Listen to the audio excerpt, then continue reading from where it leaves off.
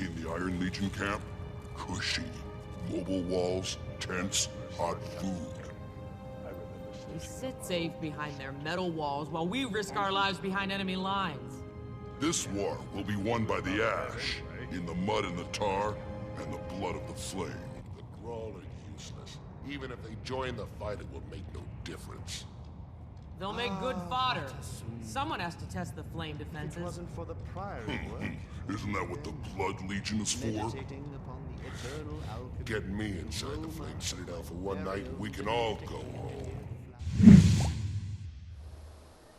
Pretty miserable, depressing times here for Tyrix. Let's just quickly jump in with the story journal. Shell shock. Something went horribly wrong.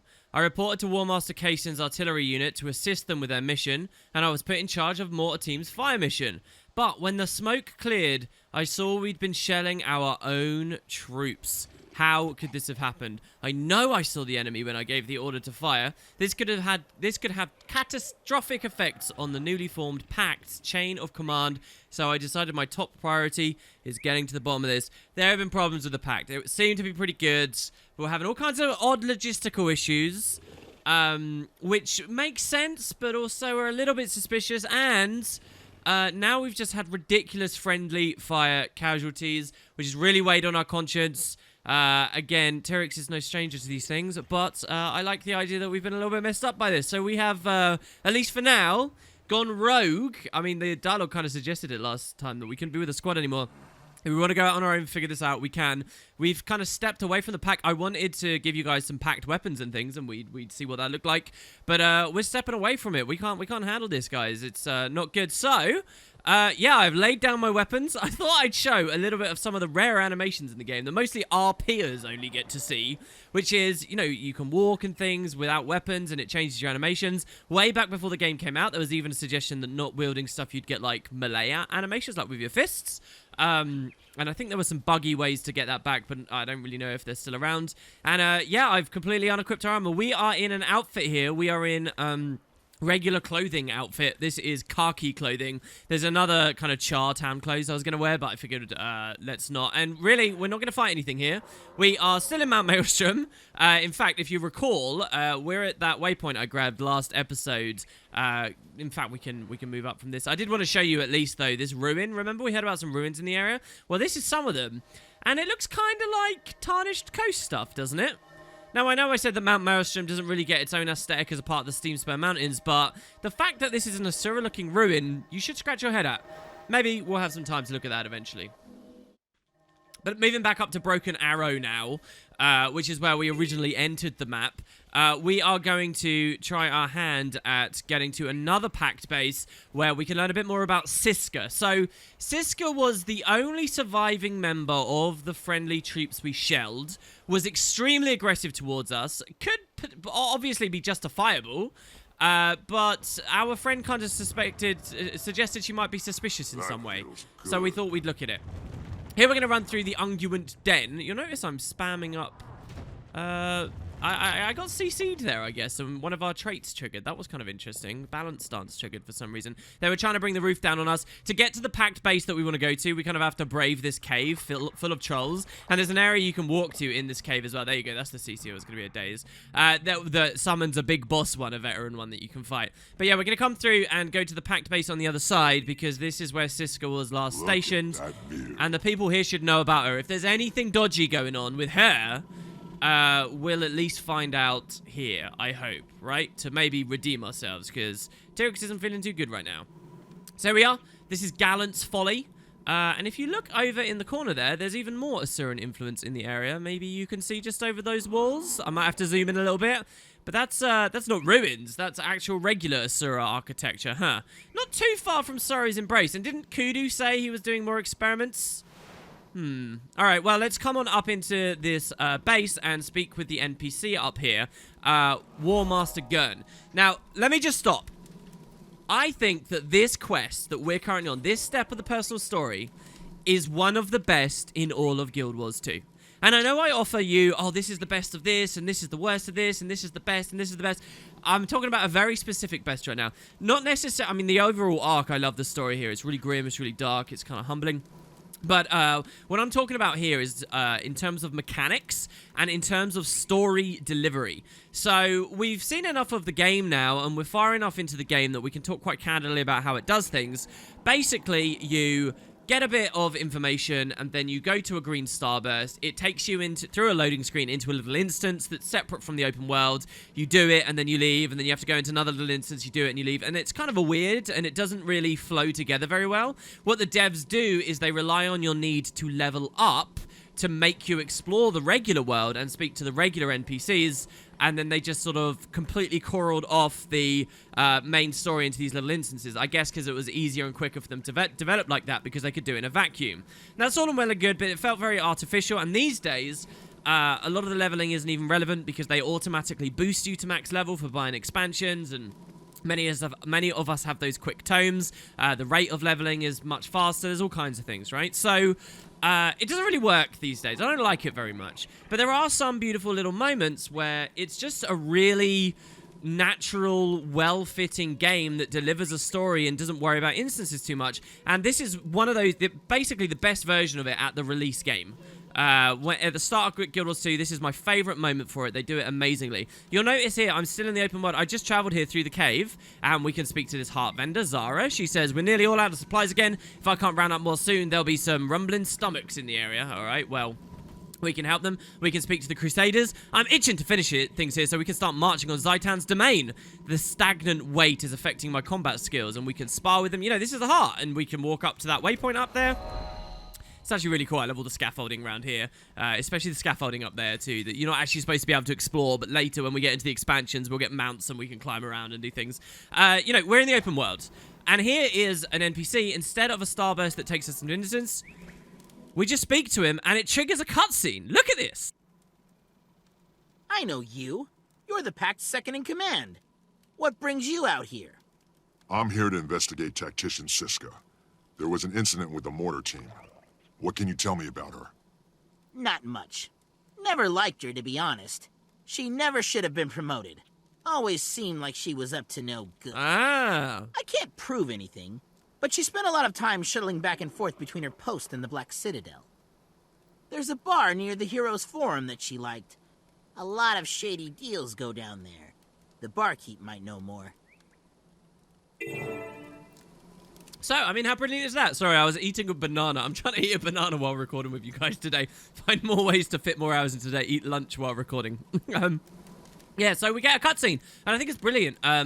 He just starts talking about open world stuff, and in fact, a big Asura base is nearby here. So, yeah, it's just very seamless. I like it a lot. The dialogue there, so he mentioned a shuttle. This idea that, you know, we're in pretty remote territories. The description for this area is that this is far from the prying eyes of the races, and yet she would shuttle from here all the way back to the Black Citadel. I wonder what shuttling really means as far as the Asura are concerned. Some kind of vehicle, waypoints, transportation, Asura Gate transportation. We're not really sure. Asura Gates we haven't seen very much recently. Though at our trip to the Vigil Keep just yesterday, you may recall that there is that mystery Asura Gate still up there. So, yeah, she kept coming backwards and forwards from the Black Citadel, and that's what we're asked to do now also. Check it out. The Starburst is no longer just locally handled in this little area. The investigation takes us to the Black Citadel. We're off on our own path right now. And we're going to go back to the Black Citadel. And I love it. It just feels natural. It's like the story necessitates we go somewhere. So there's none of this, we have to do it all local areas all the time. Let's go back home. And Tyrix gets to go back home. We can choose how we want to travel. Obviously, as far as the game's concerned, I'm going to pick up a waypoint and I'm going to go back. You could walk back. I've done various challenges over the years where I have walked back. And, you know, experienced the joy that is that. This is another good little example as well of how the game's kind of designed to expect waypoint travel, and then that fed into how everything else works. But yeah, maybe you could get yourself from the southern maps to Lion's Arch quickly, and then maybe from Lion's Arch to the Asura Gate up here. That's totally a possibility. But yeah, we come back here to this bar at the Heroes Canton. How long has it been, guys, since we've been to Canton Factorium? The Heroes Canton actually being our home, and the base, the bar that she used to hang out with is right here. And this is gorgeous. I think this is the only example in all of Core Guild Wars 2 where after you're done with the domestic stories, you get to come back to one of the big places. Actually, it's not the only example. There's another one as well that I've just recorded, actually. So, but they do it very, very rarely, and I really think this means so much to make the game feel real and dynamic and like it's telling a genuine story instead of just kind of an excuse to keep pushing towards ore, let's say. So, yeah, we're back home. The war machine, the cogs keep turning. We could perhaps imagine we get to catch up with our war band here while we're on our way. Maybe this relights the fire in Tyrix somewhat. I mean, we've heard that she was a bit dodgy, so maybe this isn't our fault. All I want to hear right now is that it's not our fault. What do you think of her? She's cute. I like the way she scowls. And then maybe we can be less sad about ourselves and potentially get mad. Right, though I think I will always be a bit ashamed about what happened with the pack there. Barkeep Gallo Knot, hello, and check it out. We can speak to him. This time we don't get thrown into a cutscene, but his dialogue's changed. If I was just a new player, Char, and I came and spoke to him here, he would say different stuff to me. But because I'm at this bit of the story, look, he says, "Can I get you something?" And we say, "I'm looking for a soldier named Siska. Any information you could have could save soldiers' lives." So here, we're not really looking for Siska. Siska's injured and back in Mount Maelstrom. The only other operation we know that's currently going on is our buddy is going to the volcano to get the rest of Siska's squad out, which is what we could have chosen. But we're just doing this to weasel a bit of information out of him. Any information you could have on her could save soldiers' lives. What do you have to say? Happy to help, boss. I used to be a soldier. Some of my best friends are soldiers, and all of my best customers are. Yeah, I know Siska. She hasn't been in for a while. She used to haunt that corner table with her partner in crime, Ignavis. That's a figure of speech, by the way. I don't know if they actually did crime. Ignavis would know more. He's stationed up in Snow Ridge Camp, face to face with the Flame Legion. Oh, God. Flame Legion. Well, that aligns with everything we've heard so far, that there's lots of Flame Legion activity going on back home while we've been away. And we have reprioritized towards Zaitan. And here, we can even speak to Barkeep again. And he keeps talking to us. He says, "Can I get you something? I'm a little busy for drinks. Well, let me know if you need anything else. Can you tell me anything more about Siska?" See, this unlocks. Well, she's always been pretty flush for a soldier. She's a lousy tipper too. But when she's having one of her hush-hush meetings, she buys nothing but the good stuff. Right, so she seems pretty shady. Actually, I'm feeling pretty good about this. Okay, thanks very much, Barkeep Gallo Knot. That's all I need to hear. Now, he mentions over in the corner. And was there a thing where you actually get to go to the corner? You can actually come upstairs in this bar that I'm pretty sure I've never shown you. I love the idea that at the very start of the game, you could actually come and find Siska here as sort of a nondescript Char just hanging out. Look at the bar up here. I'd love to drink at a place like this. There's lots of Whispers agents. And check it out, Kurakon, the blacksmith. Who's the target? It's been a long time, dude. How's it going? He's the dude that was introducing us to what we never really listened to what he had to say. But he was absolutely the guy that was interested in having us join the Order of Whispers after he saw our ruthless efficacy in battle in those early days. But yeah, okay, so we'll move on. Also, maybe I showed you this, but there's a hidden Easter egg under the bar where if you look very closely in first person, you can see there's loads of little kitty catties down there. Oh, isn't that wonderful? And you can even kind of kneel down, it feels like a bit there. Lovely. Okay, so, yeah, this is pretty good. We've got to go find another shady dude, though. Ignavius Ridge Runner. And this is the most we'll get to see some of the Flame Legion Assault. Prepare yourselves, guys. It's a long way away. It's all the way up here. It is at the top, almost, of the highest level Char map in the game. This one here, which we don't know the name of just yet. And we've never touched. It's going to be a huge adventure to get there. Remember when we went to the Iron Marches? Remember how we deliberately went to the Haunted Forest at the Hellion waypoint to make sure that we could grab this on our way? Yeah, we're going to come back here, and we're on a bit of an adventure. Now, most of these adventuring episodes, I've gone really quite slow and steady and casual with you guys, but we have a vast amount of terrain to cover here, and I really mean vast. So, we're going to go quite quickly, but what I do want to show you, at the very least, is some of the events and activities in these northern areas of the Iron Marches, because it talks a reasonable amount about the Flame Legion's struggle. There are actually 2 or 3 different meta events over this adventure that we can participate in. Unfortunately, they fire at different times and they're going to be unreliable because I don't know how many players will have done stuff, but I'll show you at least the aftermath and some of the effects of those metas so you can really get a feel for the Flame Legion struggle. Now, we might be feeling bad about ourselves when it comes to the Pact, but I think we've done some good, and especially when it comes to taking up against Flame Legion, maybe we'll be fine. So, let's get ourselves a ton more gear and take this outfit off. I'll go to my equipment panel here, outfits. We'll turn off our outfit. And boom. Hell yeah, baby. All right. So this is tier 3 cultural char armor. Let's pretend we just picked this up in the Black Citadel. This is the most like exquisite, expensive char gear that you can get in the game. That's cultural and specifically towards the char. As I said before, I'd love to see that they do a T4 at some point with future expansions. It's really intricate and detailed and bladed. You've now seen all of the different char cultural armor. And then there's the matter of our weapons. Well, I'm not really sure about packed stuff just yet. It also wouldn't really fit with the way this stuff looks. But, you know where we have done some good and I'd be happy to take up their arms? How about the Line Guard? Hell yeah.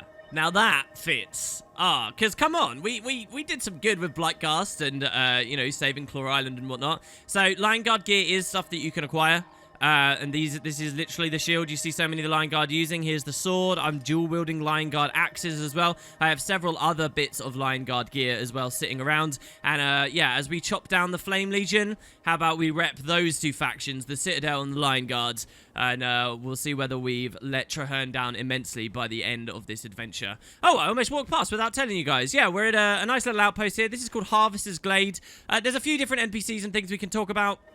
And two here, mostly these people are lumberers. There's a particularly disgruntled one nearby who chopped a tree down and it fell on in the wrong direction, so he's now being punished on guard duty or something. Here she says, I tell you, I absolutely have no idea how we managed to get anything done here. This place is a catastrophe. What do you mean? I wouldn't say a thing against my warband. Not a thing. But sometimes, I think they couldn't fell a forest if there were only 3 trees in it. They're hard workers, of course, but they got no skill. No skill? Right, might as well all be soldiers. Take an axe and flail it around until you drop something. Now, me? I've been a logger since I could lift an axe. They should just let me organize things. I could straighten them up. Well, I'm getting the impression that the problem isn't your warband. You think it's her, Tyrix? That's interesting. And you get all these beautiful assets. You'll notice this isn't actually necessarily a heart area. I mean, there's kind of heart stuff here, but that's to do with more the sunken halls of Clarent and whatnot that we saw before. Here's a guy trying to build this machine. Trying to work here, so make it snappy. This smelter isn't gonna tune itself. What's the problem with it? The smelter? Yeah, it's just being finicky, is all. It doesn't help that the separatists like to rampage through it, throwing firebombs around. What are you smelting? Iron ore, of course. We ship it north to the front line. That and the extra lumber we don't use to stoke the forge. Now the troops are counting on me. I've got to get this job done. I see, thanks for your time. So we just heard a bit of it. Look at these huge machines here. The front lines, guys, they are to the north, and that's where we're going to be heading. I've got a few big stops along the way I want to show you. Let's get a move on. We've got a lot of ground to cover. God, this place is gorgeous. We're overlapping with Guild Wars 1 areas as well right now, by the way, so you still see human ruins and things around. I think we're around the area of Sirmia right now. That's fantastic.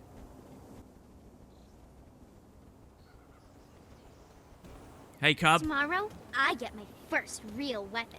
This is my first month out here. I haven't worked on a line like this before. The trees I fell here don't get turned into wagons and fancy furniture for human travelers. This wood keeps the fight going. How so?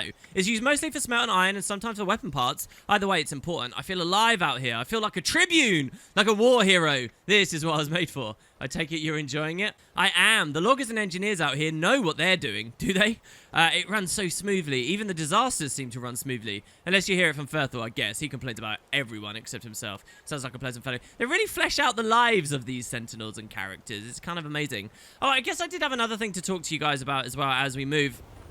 The brand nearby, some of the highest level brand from the release game here also, and there's a meta event dedicated to that. You might be thinking, okay, so WP, we're going to rush through these maps, we're not going to, you know, do all the hearts and things.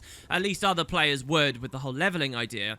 Here's a funny thing, when they restructured the story, they kind of broke this entire map in terms of player incentive to do stuff here. Unless they were being completionists and doing everything. Because remember, we have to be level 70 to begin this story step these days. Level 70. And the map, the Iron Marches, which yes, we've done and seen stuff in the south, is only a 50 to 60 map. So there's valuable level like 50 content. But all of this stuff up here is generally quite bare bones. I mean, in terms of map objectives and completion things, it's as good as anything else. But all the flavor and things between it It's just kind of, I think, a very rare area, and Ascom feels like that quite often, in that a lot of the little bits of flavor and things, unfortunately, are missing when you get to these higher level zones. But not all of it's missing. For example, here by these rocks, if you look down, ooh, there's a little hole. Now, we're going to be really careful when we fall here, because it's quite a drop. But if we drop down...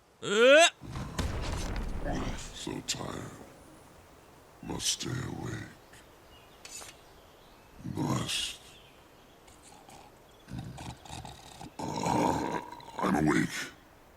Okay, hello. So we find an ogre. And hey, we're no strangers to the ogres. His name is Zig. I don't know if this is a reference to something. Heals pets, immobilizes, inflicts weakness, vulnerability, and bleeding. He's a hero challenge. You are welcome here. Ah, thank you very much. I could sleep until the leaves fall from the trees. Which it looks like they are. What a beautiful little grove in here as well, right? I could sleep until you are old and grey. I could sleep until... And he probably could as an ogre. I could sleep until... No. I must stay awake. Spar with me. That will work. Wait, why are you so tired? It is magic. I looked in the window of a tower and saw a wizard blending potions. He cast me with sleepiness. I sleep all the time now. No dreams of my pet or my mate either. Wait, why do you want to stay awake? A life of sleep is no good. I miss so much when I sleep. I am tired of sleeping. Now, I haven't done much research into this character, but I find him fascinating. If he's a reference to some movie or book or something, and they're just talking, you know, about this wizard because it's a reference, then fine. To me, when I read this as a pure Guild Wars mindset and, you know, backlog, I can't help but think of the Wizard's Tower floating in Kessex right now. And did this ogre somehow get there, peer inside, and see the wizard? Garenhoff is Garen that we saw, and start getting sent to sleep. But the logistics of that are crazy, right? We really don't hear much about that kind of idea of Wizard's Towers and things, and yet here he has a reference. The logistics are mental because Kreiter is so far away from here. And you would have thought an ogre on that kind of adventure, if he's sleeping all the time since doing it, how would he get back here? One other nice little thing to note, though, is in Guild Wars 1, we were able to explore the little terrain here. You see these green fields here that the Char don't seem to have touched. 250 years ago, right on the borders of the mountain, there was another Wizard's Tower. And you got to interact with a little bit in the original game. So is he talking about that tower? That maybe makes a bit more sense. Interesting idea, though, right? Either that, or this is completely irrelevant, and I'm sure you guys will let me know in the comments. I'll probably put that as a comment highlight at the end of one of the videos. Anyway, he wants to spar. Let's do it. I can spar. I gotta get my mojo back. You will be awake, and I will practice your fighting with you. Alright, man, I need to practice my fighting too. At least I know you want this. This isn't a mistake, is it? Nothing's in my head. He's not like a happy, peaceful ogre that just wanted me to leave him alone, right? Oh, God. Well, he seems to be going down reasonably quickly. He's great with the weakness that he puts on us, though, because he's massively reduced us. I'm still awake. You are good. Refreshing. Thank you. Thanks very much. All right, cool. You have my attention. And he doesn't say anything else now that that's done. Oh, God, I double-triggered him, and I'm not sure quite how. Sorry, dude. Right, so to get out of here, we actually have to go through this kind of sneaky little river underground, and we'll pop out somewhere else. But the idea is still to continue going north. I'll see you guys in the next highlight. Which happens to be here. So, in this little chasm we've now worked our way into, you've got to take out this shadow scalp before it interrupts the hell out of us. You can find here, check it out, there's another Char vehicle. So, I'm not quite sure we've seen these just yet very much. We've seen, obviously, many massive tanks and machines of war. We've seen the helicopters, we've seen the submarines. Well, here is a full-on tank. Now, whether this has only recently been built and prototyped, according to the timeline as we've gone through the events, the game's not really clear. But yeah, this is something the Char do have, and this one's interactable with a guy next to it that we can speak to. Now, it says you examine the tank, and you notice the number 632 engraved on the side of the vehicle. And listen to that baby purr. All right, what is it? What is this? Riff Sootclaw? This is my garage, cub. State your purpose here before I lose my patience. What are you doing here? Only warband members have the current mission intel, and you're not part of our warband. Get lost. And I guess if he's iron, we can't just outrank him. Okay, fine. How do I join your warband? Oh, you gotta be greasing me. You don't just join a warband by asking. Everyone in this unit proved their worth. You have to do the same. Bring it on. Tell me what I have to do. See this tank next to me? Looks operational, but it's not. Get it up and running, and I'll think about making you an honorary member. Deal? All right, it's a deal. Yeah, this ought to be fun. Just watch me. Okay, so now when we interact with it, we get a different option. This vehicle needs some adjustments before it'll be ready for deployment. Okay, we could tighten the exhaust valve, grease the turret gears, or kick it. It seems very... We're not Iron Legion. It seems very Tyrix to kick it. So let's try this. Did it work? No! We just got knocked down by it. Okay, that's fine. Let's tighten the exhaust valve. No, that one didn't work. Okay, let's grease the turret gears. Ah! With a little effort, the gears for the turrets are properly greased. However, the vehicle needs some more adjustments. You can hear a rattle near the front of the tank. Do we want to check the wheel bearings, degrease the transmission, or tune the engine? Let's tune the engine. Ah, we got it again. You have tuned the engine, but the vehicle needs some more adjustments. You notice the engine power is low. All right, well, maybe we just need to add some coal to it. No! All right, so remember, the order is to grease the turret gears, to tune the engine, and maybe we need to unclog the exhaust pipes. You've unclogged the exhaust pipes, but the vehicle still needs more adjustments. You notice the rear wheels won't spin. Do we want to pop the tire and inflate it? Look at the tire as well over there. It's awesome. By the way, we can drive these as players in certain formats and specific places, so it's going to be very cool. Reseat the drive shaft or spin it manually. Let's reseat the drive shaft. You have made it so the rear wheel will spin, but it still needs more adjustments. You notice the front tires won't turn. Oh god, there's a lot to remember. Shall we yell at the mechanic? Remove the turret or reattach the steering rack. Let's reattach the steering rack. You have the vehicle fully operational. You should inform Riff. It's ready to roll. There you go, dude. Does that work? Am I in your warband now? Well, look at that. Up and running in record time. I'm impressed. I didn't think you'd be able to pull it off, but a deal's a deal. You're in. Great. Now what? Well, let me be the first to welcome you to 632nd Armored Death Warband, also known as Iron's Tailpipe. Here, take this. You earned it. So, the first time we ever do this on our accounts, when you get to this point in the dialogue, and this is really a very special cool thing, you'll notice, first of all, that this is not a map objective.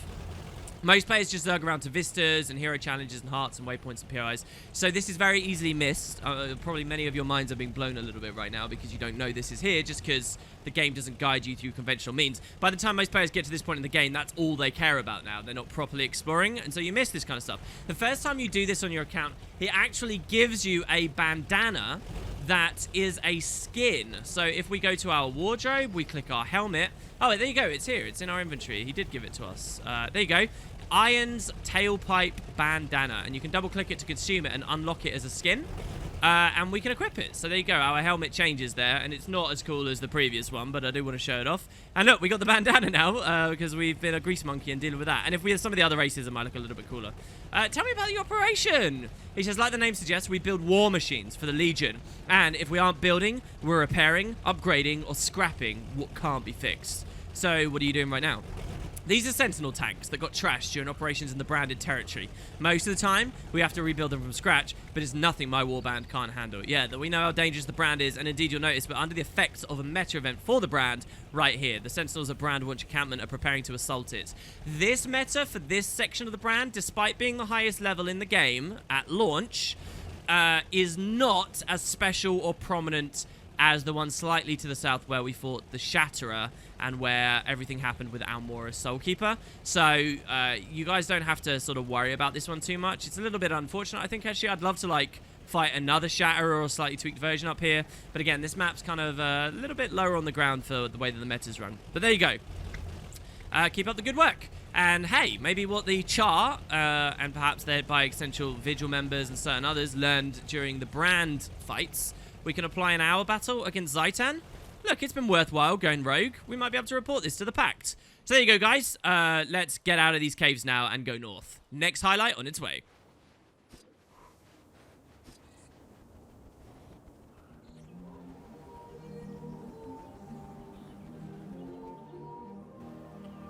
By the way, over there you can see Flame Legion already. And they're setting up camp in old Ascalonian ruins. And that might seem like a weird thing to you guys, or like, you might not consider it very much. But I love seeing this because if any of the High Legions, and I would still consider Flame 1, care and like claim stake over the human ruins, it would be Flame. Flame would be proud of those wrecks of the humans, because it was basically because of Flame that the Char got the Searing Cauldrons and got the powerful allies they needed to take this land in the first place. So it's really cool to see that they cling to it, and that's like a point of pride for them. The rest of the Char are kind of moving on, but because the Flame Legion are outsiders looking in, they're clinging to the strengths of their heritage kind of thing. I really like that. Anyway, here's our next little area. It's amazing how much we're able to talk as we've been going through here. Another small outpost. Not too much to talk about or do here. There is a very curious dynamic event that you can... By the way, if you can't tell, I'm trying to eat banana right now as I speak. There's a cool little dynamic event here in some Blood Legion. He says, "You're not a sentinel, are you? Well, never mind. We can use you anyway. You can never have too many allies out here. And if you've made it out here, you've got some metal to you. I'm not afraid of the brand. Hell yeah, I'm not afraid of the brand. Good to hear. You're exactly the sort we need more of. Lots of battle-eager cubs talk big, but they balk when someone mentions the brand. You've earned my respect just by showing up. Thanks. See you around." I think that dialogue might be different because we're a Char. But yeah, there's this dynamic event where this guy's trying to defend some of the stuff that's going on there. "Keep those branded freaks away from my devourer. We need him for the next mission. I'm on it." And so we can sort of deal with that. Here you'll notice some events chaining together. There are some sentinels that have just been escorting these devourers for the effort in the brand here. Sentinels scale Russia. "I'm taking these trained devourers to troops stationed along the brand. I know I'm going to run into Flame Legion along the way. I could use the extra firepower if you want to tag along." Well, it looks like this player here, this human, I say. All right. You got branded duty now. These sentinels are counting on you. Go get them. There you go. It looks like someone else actually managed to deal with that and escorted them. This is where we could branch off and then go off and deal with a ton of stuff in the northern areas of the brand. But Kraukatorik's really not on my mind right now. Step carefully through here. The Devourers are trained. They won't attack unless they're told, but that doesn't mean they won't get cranky if you step on an appendage. Trained Devourers must be useful. Sure, they got a reputation for being nasty, but that's just what we want. No use having a war beast that can't tear off a limb or two. Why not just use war hounds? Different situations call for different weapons. Eventually, I'd like to even see Scale fighting beside us as well. Can you picture a whole mess of them storming the brand? Are you their trainer? Me? Nah, I'm just a soldier. But that doesn't mean I don't appreciate them. They sure make things easier out in the midst of battle. I like that. The idea that the Char, they're almost quite ogre-like, the Char, in that way, actually, if you think about it. But yeah, so another little outpost. Our next highlight. Oh, and there's even some guys in this little house here. Look at this. Look how cool this is. These guys sitting down on these logs. I love these little details. This is what really makes Guild Wars shine. And, you know, you can come in and see some environment designer put meat on this table. And it's just nice. All of these little houses you can always get a bit of a weird detail out of. We're going to go north, and on top of this cliff, you can in fact see that there's a player up there already. Why, you might wonder? Well, a very special hero challenge. This is going to test our knowledge. Are you guys ready? Oh, you hear that creepy noise just coming in the audio right there? Yeah, that's the brand. Hello, it's the Vigil. Hey, guys. We cannot afford fear in times like these. Maybe you're right. Maybe I should just suck it up with what happened last episode. What's going on here? Well, we got a person, Crusader, Avir, Soul, Hammer. You see how there's a player here, a Minion Mancer, who's, like, stuck? I love seeing this, because we have to do actual reading comprehension here on this hero challenge. And again, most players by this point in the game, they've been conditioned to just spam F on everything and run through kind of mindlessly. Because all you have to do is just talk, talk, talk, kill, kill, kill, talk, talk, talk, kill, kill, kill.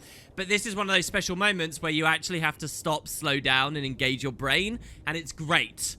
You see people pile up here. Let's see if we can do it, guys. Here's what Crusader Avir says. Looking to boost your reputation, eh? Oh, I could use a reputation boost. If you can answer a few questions about Almora's massacre, you will have earned it. Okay. Vigil backstory, we've told it many times. 5 years ago, the Elder Dragon Kraukatorrik flies south. Right here, there was an Elder Dragon in the sky here, caused this brand underneath it, and the story of Almora's massacre occurred. So, what was it? We'll get the NPC to tell us the story, and then I want you guys to try and figure this out. Here we go. So, Almora's massacre? Maybe you could refresh my memory. You're lucky. I never get tired of telling the tale. Almora Soulkeeper was a tribune in the Blood Legion. She was on patrol with her warband when the Elder Dragon Kraukatorrik passed over the area. Wait, is this going to be on the test? Maybe. Her warband succumbed to the dragon's breath, becoming branded. She alone survived. which meant she had to make the painful decision to kill the creatures who moments before had been her comrades. United in victory. How about that? Will that be on the test? Might be. As a result of her having witnessed firsthand this new horrific threat, she made a vow to her fallen warband to destroy the Elder Dragon and its minions. That is why she founded the Vigil. Yeah, I knew all of that. I'm ready for the test. Okay, guys. So here's the test. Let's see how smart you are. First question. What is Almora's Soulkeeper's Legion? Is it iron, ash, blood, or I was hoping for true or false. Maybe I'll boost my reputation some other way. All right, guys, pause the video. I want you to actually make your decision here. Which Legion? If you sacrifice nothing, you gain nothing. Here we go. It was blood. What was Almora's Soulkeeper rank in her Legion? Let's ignore the typo there. Ignore it. But what was her rank? Was she an Imperator? Was it Imperator Almora Soulkeeper? Was it Tribune Almora Soulkeeper? Or Legionnaire Almora Soulkeeper? And for what it's worth, do you guys remember what the actual hierarchy here is?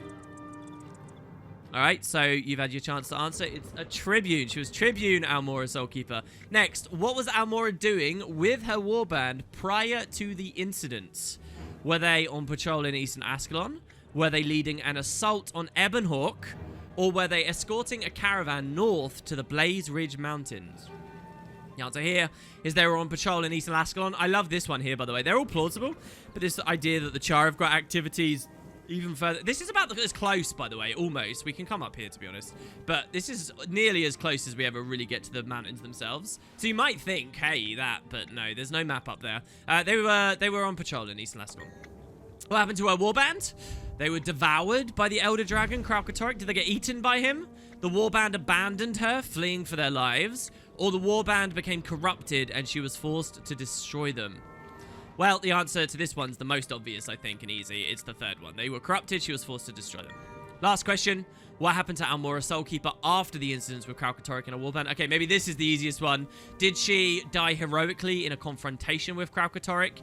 Did she leave the legions and form the Vigil? Did she retire and serve drinks in the Black Citadel? Well, I mean, this is really easy for us because we've met her, so we know she didn't die. We were just getting served drinks at the Black Citadel, and she certainly wasn't at that one bar. No, she left the legions, didn't she? And she formed the Vigil. Well, that's all the questions I have. Do you have any questions? How did I do? Excellent! Congratulations. I hope you share this story and follow in the example of Almora Soulkeeper and join the Vigil. Beautiful. Creepy goddamn place, the brand over there. I'm not interested in spending days in there again on just darkness and thunder. Good luck to our ranger friend there. And let's get moving a little bit further along now to the next highlight. The Granite Front is a war zone between Flame and the rest of the legions. Those smoke lickers want our territory. We want to put them in a shallow grave. Join us on the battlefield. We need all of the extra firepower we can get to snuff out the flame.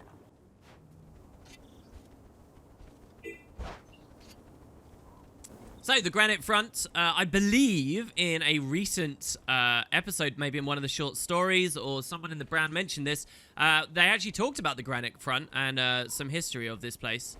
If you guys remember, a while ago, I said it was a real place we could explore and gestured vaguely up north. Well, here we are.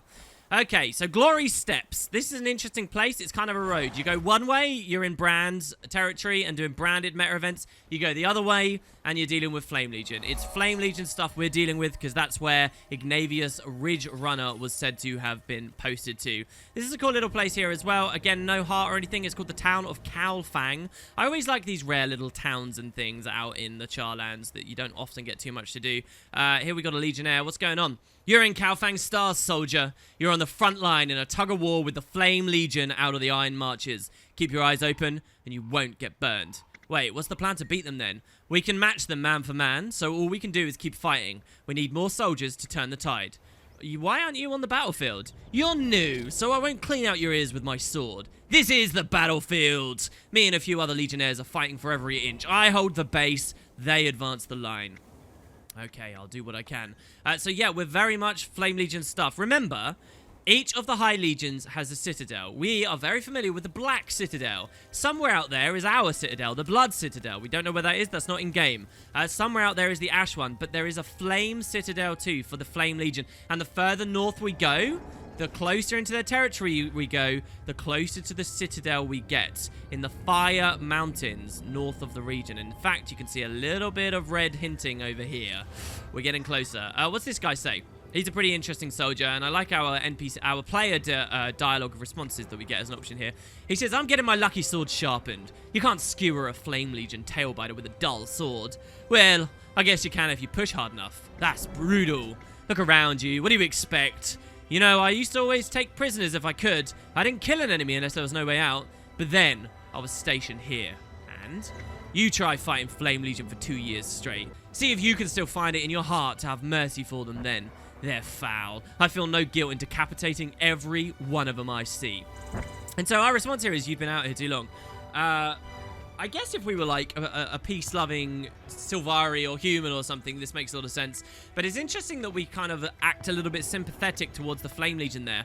And it's reading moments like that I realize that the devs can do fun things with player dialogue in open world, where they can mix it up enough and you give us enough different standpoints in our responses that they can kind of hit all the different checkboxes without really diving deeply into them. Will Guild Wars 2 actually end up doing a story where we sympathize with the Flame Legion?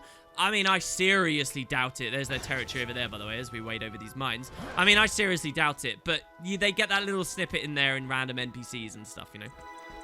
So, that chart wasn't lying, by the way. We are already in range of where various events and things can happen. This outpost in particular, I believe, can fall to the Flame Legion. Right now, it seems good. Other players have cleared the area, so good job to them. Legionnaire Gut Render has a special skill for carving up enemies. Never seen so many limbs on the battlefield. I swear, he used to be a butcher before he got his rank. I'll take your word for it. So yeah, there's all kinds of NPCs here as we go up through Gladeful Run. And the idea is to head into this kind of obsidian, flaming, fiery stuff, which we haven't seen much of so far in the game. Look at this. This is all going to be new stuff, really fresh. And it appeared in some of the trailers, too. There's a massive tree over there. That's also very cool. So, look. Oh, God, it's a mortar team. Bad memories. Bad memories. I don't want to see a mortar team. Eddie's. What are you looking at? If you ain't here to fight, stay out of my way. Okay, Marius Skullbasher was his name. And here you can see it. We've got Flame Legion. So here, let's take these guys out with the axe. These mortar firers will actually, you know, launch ammunition into this base up here. This base can definitely fall. There are events to defend this and events to take this from the Flame Legion. You get a little bit of dialogue from various char as you do so. This character's here because it's already done. He says, between you and me, being this close to the Flame Legion territory is thrilling. I hope they send more units. Slicing them in half never gets old. Okay, goodbye. Right, so we've got a bit of a branch. You can see the story step actually wants us to go this way. That's the exit to the final map, which we'll be going to in just a moment. But I do want to show you up this big trench. These guys, they even have stuff to say. What do you have to say? Keep your eyes open and ears up. The Flame Legion isn't going easy on us out here. I take care of myself. Well, we have 4 ears as the char, so I'm happy to do that. Here, you'll notice that there's some kind of a gate, and it's a place called the Invictus Castrum. Now, I think that there should be an event that opens or closes this, but in the end, it never really got added to the game. So we're going to climb over, and we're going to do this very carefully. Okay, we're going to come onto this. We can climb around the Flame Legion stuff, come up into this fire, which happily won't hurt us. From the fire, we're going to jump onto this. And we're going to come onto the end of this, and then we're going to jump over, like so.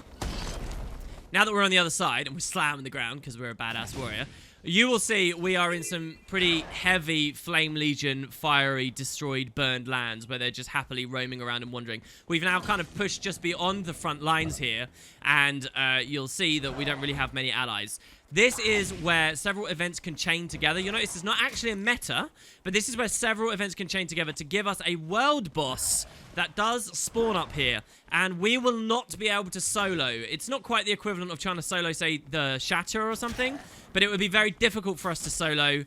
There is some beautiful dialogue here, though, where a warband of female char, I think, push up, and they fight against the Flame Legion, just as Carla Scorchrazor did way back when, and they taunt a fire shaman that's up here at the Scorchlands. Check it out. And as we move up, you will see just what has been wrought and summoned and done all this crazy damage in the area. Look at that. It's a fire elemental. So one of the first things we saw way back in episode 1 was an earth elemental. Here's a fire one, and it's got a special shield on it too. We've got a ton of char trying to take it out. That guy's speaking, but we can't hear him, apparently. He's all the way over there. And it's a dangerous area. You can see I'm getting hammered hard. The idea is we have to kill lots of embers to take out the elemental itself. And then once you manage to dissipate that ridiculous boss, you can attempt to fight the shaman himself. Look, we've actually got some players with us here. I don't trust that they'll be able to do it, though. So, yeah, I did want to show you guys this. And Valora, Scorchblade, and so on, they go to do an attack. So this is kind of the damage that the Flame Legion can do as we get closer to their citadel and to the volcanoes. Right here at the north of the Iron Marches. Really cinematic, really badass. But for our purposes, we're going to come back down to Firewatch now, and we're going to leave the map to go to some of the even higher level stuff. Let's keep going. Had our little tourism of the front lines there. There you go. Look. They're attacking Invictus Castrum right now. That place we just stood has just been attacked by Flame Legion on a counterattack. Probably right as we jumped over that gate, which is very funny. Speaking of funny, there's another interesting hero challenge out here. I sense that we are not alone, T. No, you're not. It's funny to see an Asura out here. This map is probably one of the least Asura-influenced maps in the whole game, actually. Most maps have got an Inquest or Asura Lab somewhere on it. This map doesn't have any, I don't think. Wow, this is real. That's quite a rare experience. I guess Plains of Ashford doesn't really either, actually. Many of the starting ones. Anyway, there's an Asura here who is well voice acted. He says, "Choose your words carefully, adventurer. The next ones out of your mouth could change your life forever. You have come into the presence of the Thunder Nation P70X, my greatest golem to date. Will you test your mettle against the two of us? I'm ready when you are." Thunder Nation. Show this seeker what you're made of. Alright, so we get a pretty cool boss. We have to fight the Asura and his golem at the same time. I'll use my Charzuka here to switch them away. And yeah, we'll beat them up with our axes now as well. Looks like we got some assistance from another player over there. For great justice. And yeah, we take him out. He's just a weird kind of random Asuran NPC here hanging out that they never really explain, just for the funniness of it. And you know, it's kind of cool. As you know it, refreshing. you take the knowledge that you fought the infamous Sharky Longears and his golem, Thunder Nation. Oh, I'm sure I will. Engage self-repair mode, T. We taught this young adventurer a fine lesson. And you, Tyrix Ripjaw, have earned the bounteous bragging rights. Throughout your travels, spread word of your encounter with Sharky Longears. That's me and Thunder Nation. He's like the most non-Asura I've ever met in my life. Okay, cool. Let's swim across this lake, and that road up there is actually a very peaceful, long road, to be honest. That you have we unfogged the area yet and seen what it's called? But it's just a nice, peaceful, long road where you can see patrolling Shah. And at the very top, we have a portal to the next map.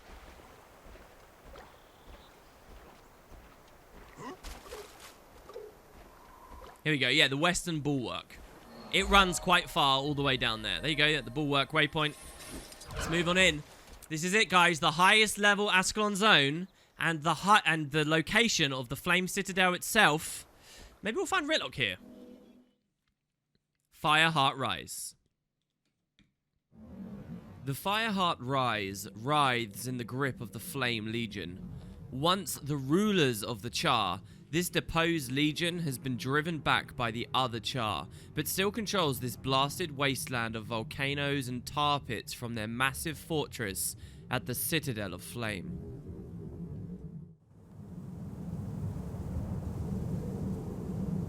Ooh, okay, Fireheart. We still got a bit of an adventure left to go on.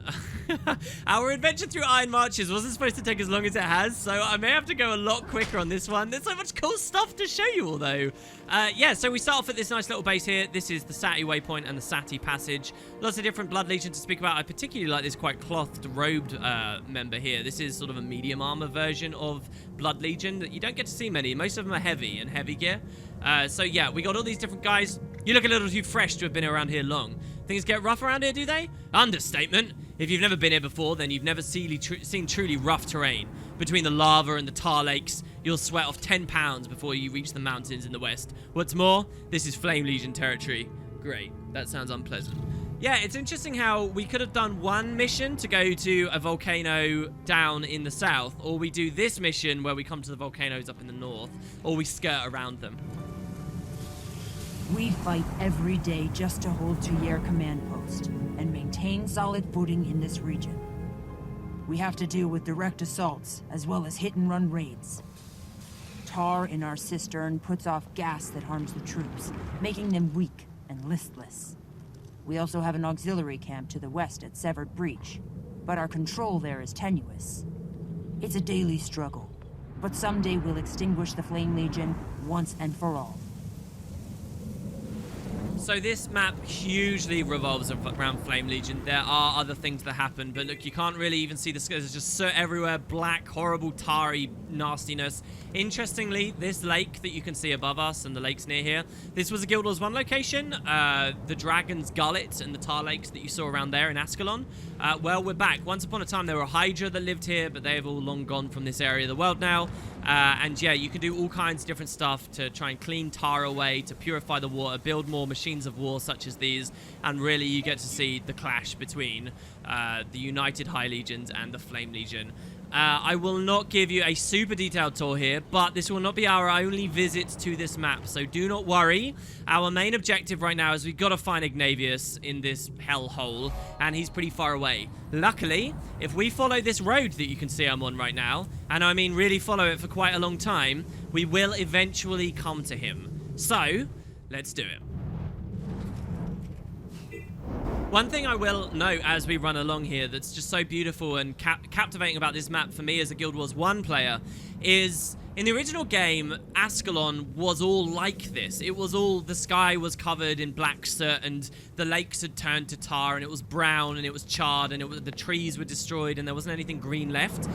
So this is kind of Guild Wars 2's little nod back to the way that the world was after this, the way that the region was after the searing had happened. And I find that really, really quite nice. Here we find a coolant leak, a base that's fallen to the Flame Legion. This is known as Pig Iron Quarry, and we got to kick the Flame Legion out of it if we want. Here's a scout. We've gained footing here, but it won't be easy to hold. We have 2 units dispatched in the immediate vicinity.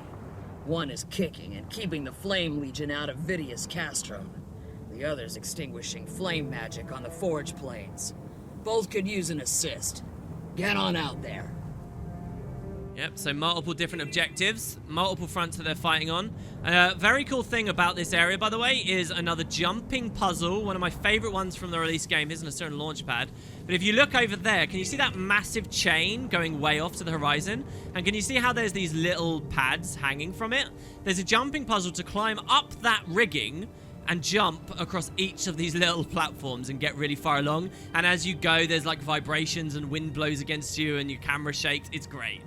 Very, very cool. Again, every time I've talked about one of those jumping puzzles, I do have a full series on them. You can check that out elsewhere on the channel from a long time ago. Anyway, we're getting distracted. We're going to get back onto the road here, and we're going to go through the Bula Crossing, up through this Flame Legion territory.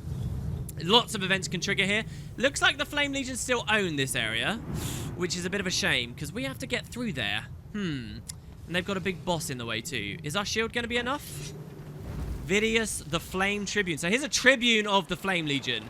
He's a champion. We're not going to be able to fight him. This is very much one of their bases. Tons of blood and iron and things defeated here. Let's just try and charge through and not take too much damage. Oh, God, that gate's shut. Can we leap over it? Oof, just about. Okay, good. There's a beautiful event that occurs here, by the way, where the Flame Legion summon giant effigies of war to assault and whatnot. Lots of cool voice acting. In fact, you can see this as a meta. The Battle for Bula Crossing is a meta event in full.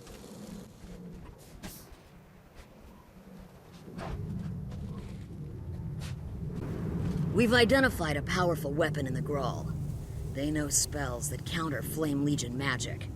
We need to test their viability as a reliable ally by persuading them to fight at Atrox Castrum. Seek out their chieftains and find out how you can help them. This will build friendships, ensure their loyalty, and distract them from our agents' more subtle manipulations. So yeah, there is significant Grawl activity here. Pre-release, one of the big things that the devs talked about was actually the Grawl events here, where the Grawl are worshipping a giant face in a cliff. Perhaps we'll go there at some point. Again, this won't be our only trip to this map, So maybe we can remember to do that next time we return. For now, the Grawl are more of a side attraction and not the main deal. Hey, a Whispers agent. Hello, Traveler. What's going on here? The Order is lending its support to Legionnaire Saul's Sword Blood. Together with their Ash Legion troops, they hope to take down Aatrox Castrum. Your Order is working with Ash Legion? Look at this. The Order of Whispers and the Ash Legion together. Badass. Tacitus Sword Shatter, the Order liaison, has been ordered to clear the route to Hamel Gore. The Order has a shipment that needs to get through. Capturing the Castrum is the first step of accomplishing the goal. A shipment of what?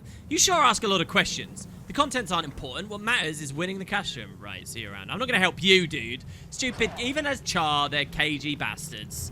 Whatever. And here, look, is the Ash Legion themselves. They seem to have caught another flame territory. I love the assets here. This is just such a cool place.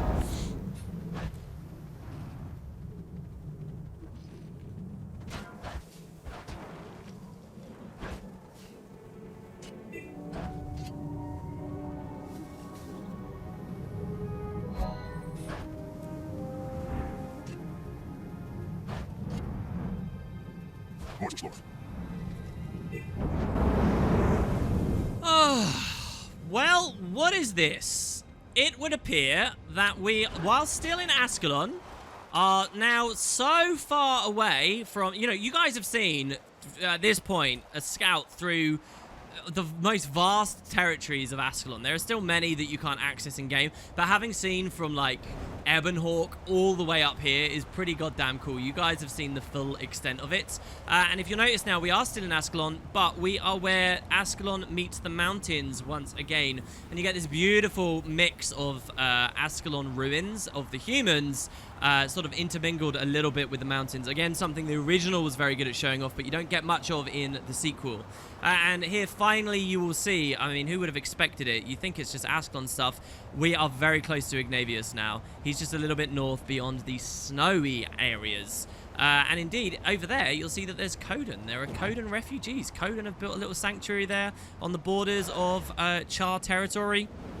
And we're coming up here. I do find it kind of curious that the devs threw this guy so far out of the way. Again, I get the point. They wanted a reason for people to explore most of Ascalon. And in truth, there's another way you could go. You could go through the Shiver Peaks and get here via a completely different route, which we will talk about later. But it is such a distant, remote place. You know, the Black Citadel makes a lot of sense. Go there to the bar. And then all the way out here in the way deepest little frickin' corners, it really just feels like they picked the most remote aspect area of Ascalon in the entire game, and they asked us to go there. But yeah, right around the corner up here, you'll see we are under the effects of a very special meta now. It says the Pact Campaign against the Flame Legion. The Pact Campaign. The Pact are gathering elemental cores for the assault against Flame Legion towers. So, it seems Traherne, this point in the timeline, has started readying people to even help, not just with Zaitan, he's got his eyes on multiple prizes. Perhaps he sees the value in knocking the Flame Legion out, much as Ritlock does. But here, at this camp, whew, at Snow Ridge, we can find a few guys hanging out. We may be working in the Order. That's a pretty cool looking female char there. And what do we have? Well, we got some Order of Whispers agents. Vorgus Garrison is a blight on the land and one we'll eliminate if we have anything to say about it. Well, do you have anything to say about it? Of course I do. If only those accursed towers weren't there, we'd storm the gate and take the garrison by force. Why don't you destroy the towers? They're too solid. Still, that crazy Asura might have a plan.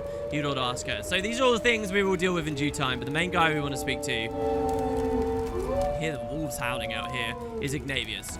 Dude, you've been a hard man to find. What is going on? Talk to me about Sycox. Are you Ignavius? I'm here to talk about Tactician Siska.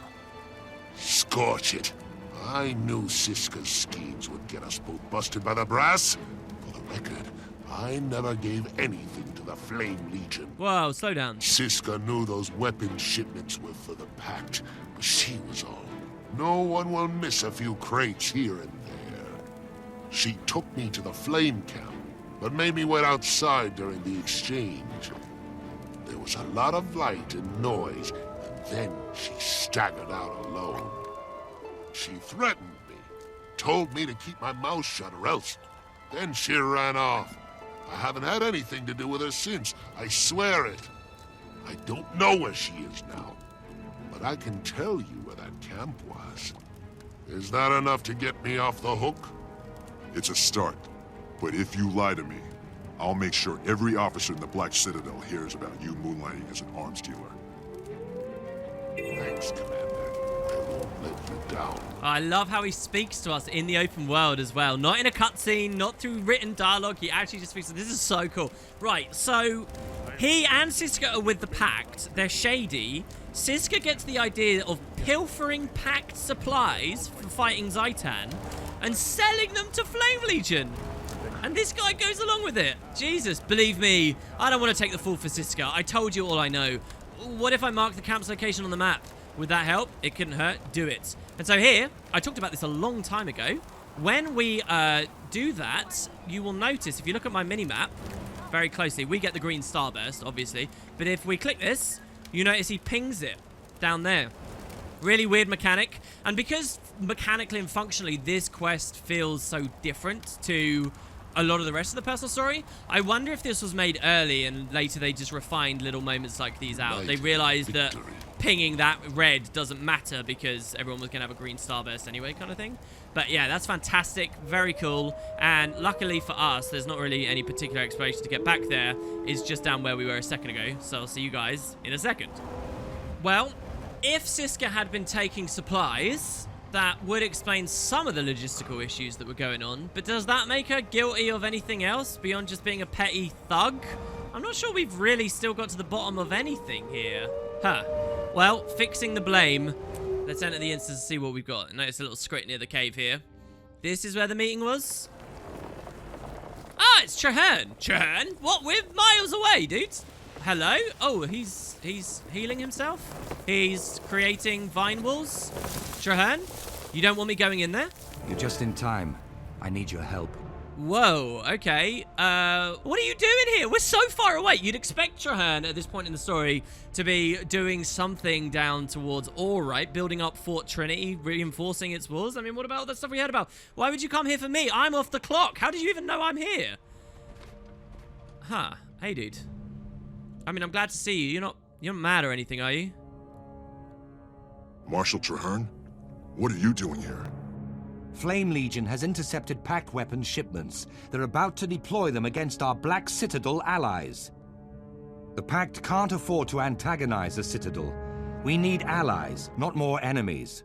I've mustered a strike force to keep this from getting out of hand. Don't just stand there. Move! We've got to stop the Flame Legion and recover those weapons. Hurry! Our allies are waiting. Well, okay, no, it does make sense, right? Because we've seen evidence that he's been organizing the Pact to deal with stuff up here on this front. Maybe he hasn't done much of it, but he's obviously been coordinating and working stuff out way up in the north of Ascalon and with the High Legion. So, all right, fine, it does make sense that you're here. Hey, dudes. Good fortune, I suppose, that we managed to meet up. Can I help you with something, Commander? Yeah, why did you block the entrance to this camp over here? Because I don't want anything to distract us from the coming battle. And if you ever take that tone with me again, I'll have you up on a charge of insubordination. But sorry, sir, won't happen again. Oh, man, he is annoyed. I mean, we did kill a lot of our own allies, so it makes sense that he's a bit PO'd with us. Okay, dude, I'm leading the way, am I? You coming with me? The Flame Legion has been undermining us from the start. Now they'll pay. Will they? Okay. You gonna blow them all up with Caladbolg? Well, actually, I guess you didn't take Caladbolg with you on this one. Not too threatened by them? In fact, if you don't have Caladbolg, where do you leave an artifact like that? We have to deal with the flame, or we'll never be able to focus on the dragons. Okay, I agree. I think that's perfectly fair and fine. Oh. Oh, God. Oh. Traherne, did you feel that? Are you okay? Traherne, stay focused, Commander. The enemy's upon us. Stop second-guessing me and destroy them. I will, but something's wrong here. Something is wrong. What just happened to our head? Ah, there's a vigil at least. Hey, dudes. Hey. Oh, my God. That's a lot of Flame Legion. I didn't sign up for this. I was investigating Siska. Yeah. So, we're going to have a big assault here as they all come on in. They're continuing to pile up. I think they will properly break lines and actually assault us here. I don't think I need to wade into about 1 million Flame Legion, do I? I mean, I have my Charzuka ready. Can we help these guys rebuild some stuff? Look, Traherne's got other people with him. Are you guys going to talk? We going to do anything? No? I guess I just got to go in? They're not interested in fighting me. I've got to go fight them? All right. I mean, I won't second guess killing Flame Legion. If coming back to Ascalon's taught me anything, it's that this is important. That's the stuff. So let's take him out.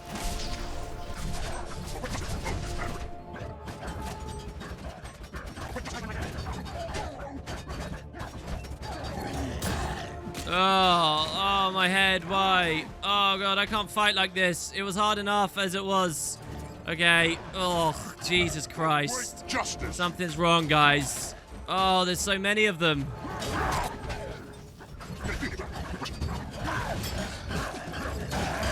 Oh, they really hurt as well. Oh, my God.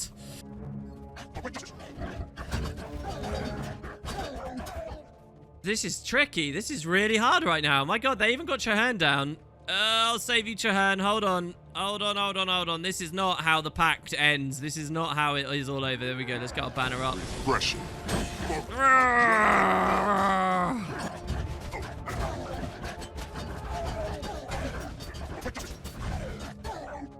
There's no one left. A Flame Legion Blade Storm. My God.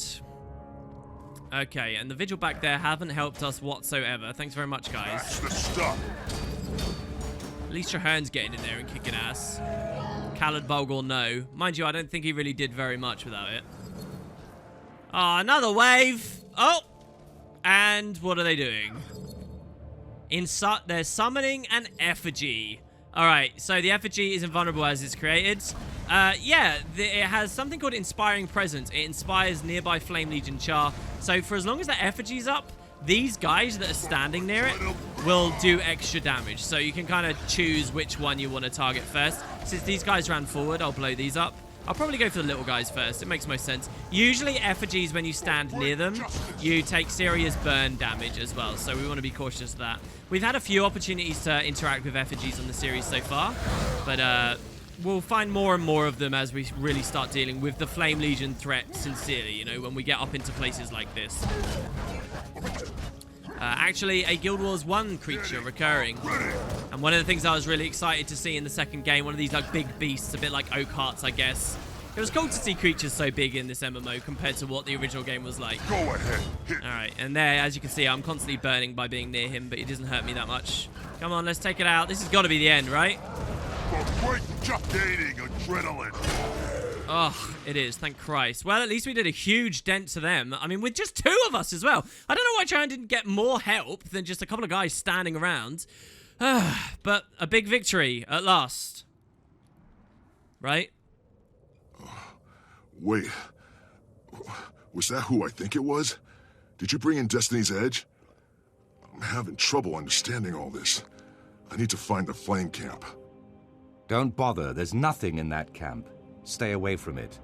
That's an order. What's wrong with me, Trahan? What's wrong with you? Why are you trying to keep me from that camp? Because you're unfit for command. Unfit for duty.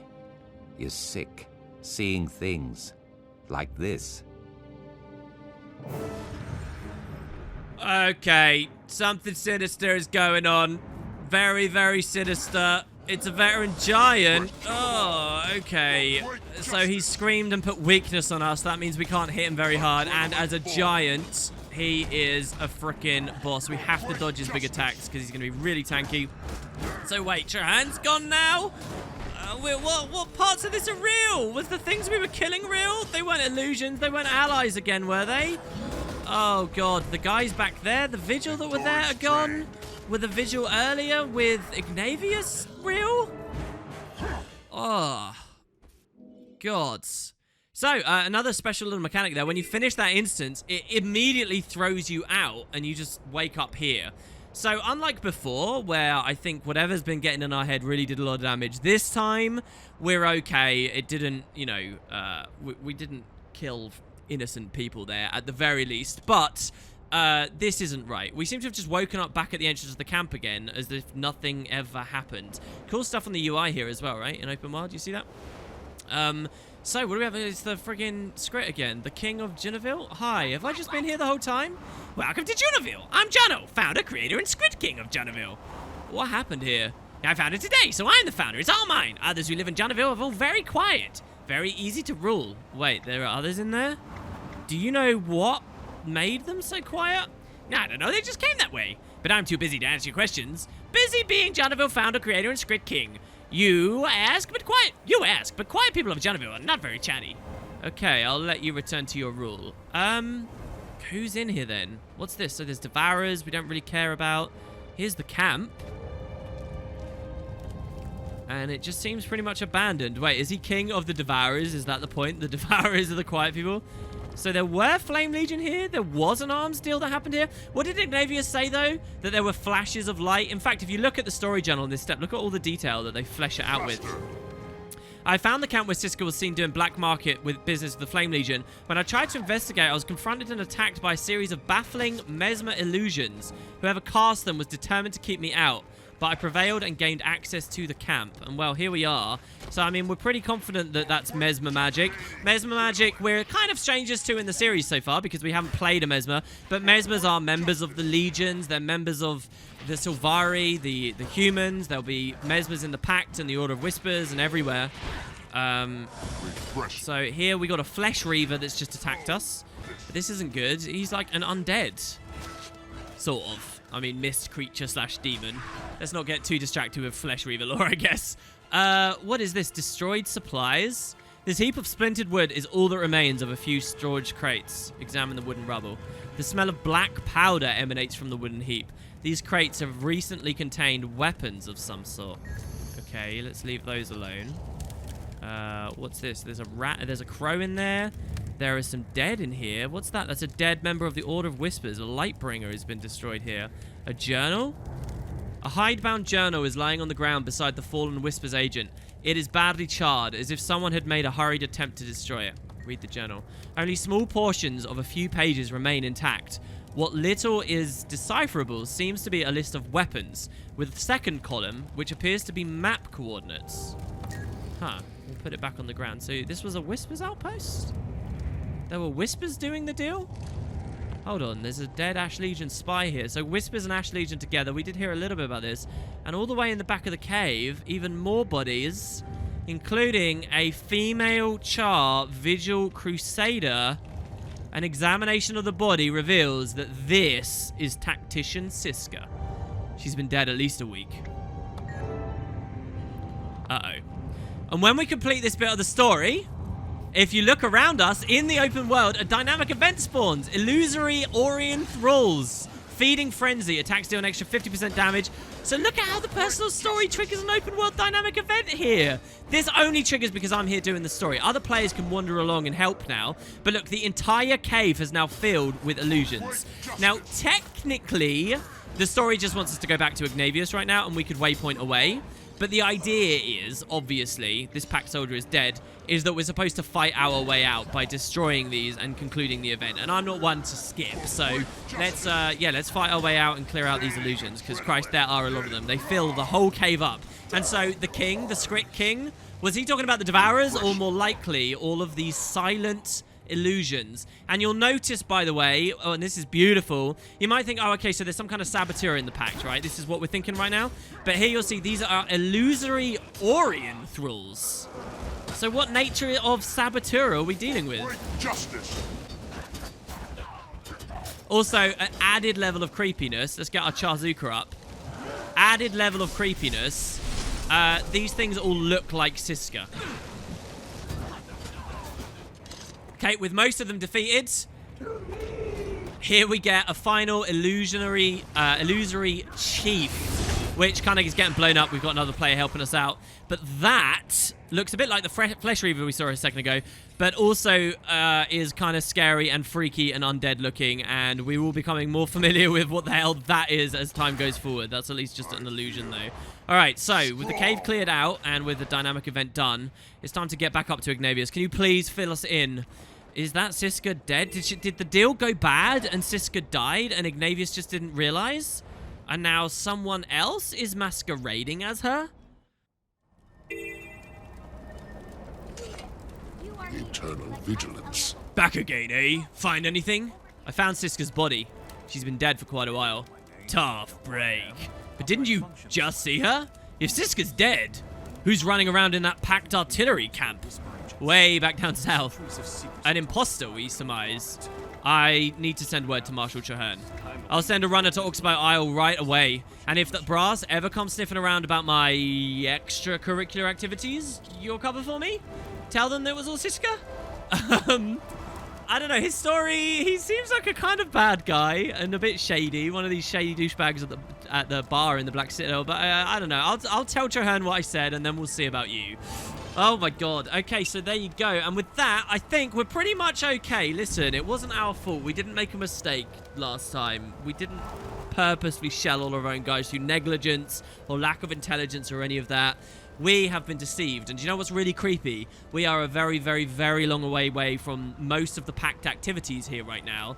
And whatever it was that deceived us in the original instance has got its eye on us, even here, right now, in the remote areas of Ascalon. Perhaps even the whole way up here. One other thing is sure, by the way. There really is packed activity going on up here. And we'll see what manifests from that soon enough. But for now, I think it's time to go find Traherne. And I mean the real Traherne. Traherne with Caladbolg. Somewhere back in Mount Maelstrom. I'll see you guys for that one next time.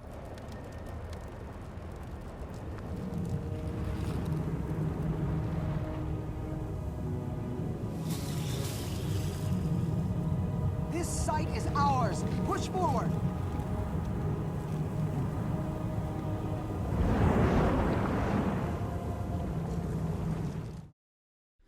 The young Primus of the Farrar raised an eyebrow when he saw a blood legionnaire striding toward the pits.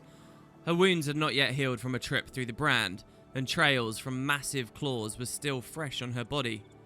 In her arms, she held a dark-furred cub, not more than 2 weeks old. Blood Legion? The Primus scoffed. This is an Ash Farrar. I know where I am, the warrior snarled fiercely, baring her teeth. Take the wretched thing and be done. Despite her words, she held onto her cub for a moment longer, brushing back the fur from his ears and letting the baby tug playfully at a clawed finger. Who's the father? The Ash Primus asked curiously. His answer was served with a sharp glare. None of your business, Ash trash. She looked down at the cub one more time before placing him gently in the Primus's arms. He was one of yours. That's all you need to know. The Primus laid the babe with the others, the warband it would one day rely upon. Does the cub have a name? He asked cautiously, calling to the Blood Legion warrior as she walked away. She paused, looking back over her shoulder. Veros, she grunted. The Blood Legion warrior rested her hand on her white-handled dagger that hung at her belt. And Primus? Tell him his father was a coward. After a moment, she murmured softly, then make sure he turns out the same way. Via lowered her head as if shouldering a burden, and silently left the Farrar.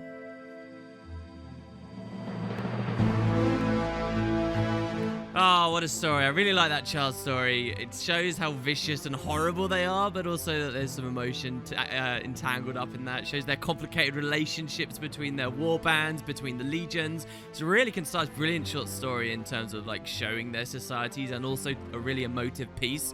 Even gets a bit of Elder Dragon exposition in there. Oh, 10 out of 10. One of my favorites. Anyway, over to the comment for today. Lots of you guys mentioned this. Here's one example. Caleb Orion. Never realized this until now, but Pact Commander PC player character. Been playing this game for years and feel very dumb. Listen, I don't think that was intentional from the devs, but yes, it's true. When you see someone saying PC or speaking PC within the context of Guild Wars 2, they can be meaning Pact Commander or player character. It's basically the same thing. It's interchangeable, and it's kind of a nice little thing the devs had going there, I guess.